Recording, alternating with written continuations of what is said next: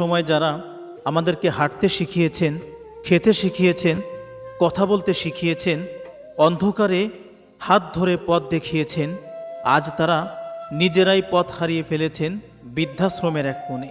বৃদ্ধাশ্রমে থাকা কি শুধুই একাকিত্ব?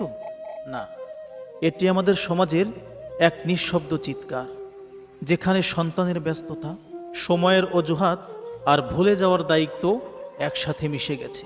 যে মা তোমাকে রাত জেগে মানুষ করেছে, যে বাবা তোমাকে বটবৃক্ষের ন্যায় ছায়া দিয়েছে, আজ সেই মা বাবার পাশে বসার সময়টুকু তোমার নেই। বৃদ্ধাশ্রমের প্রতিটি মুখে এক একটি গল্প, ভালোবাসার, ত্যাগের আর শেষ বয়সে পরিত্যাগের।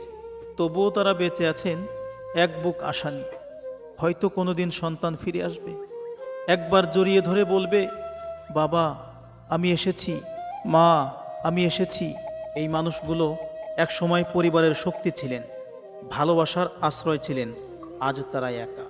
যেখানে থাকার কথা ছিল সন্তানের কোলে, সেখানে আছে একাকিত্বের প্রাচীরে।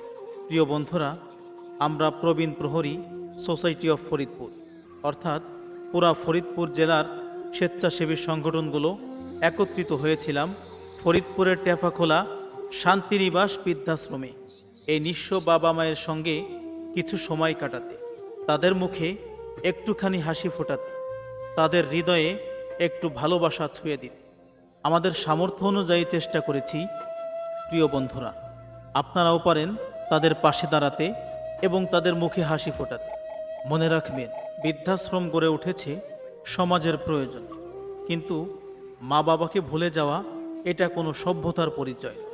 তাই ভালোবাসা দিন, যত্ন নিন, কারণ একদিন আপনাকেও বয়স ছুঁয়ে যাবে।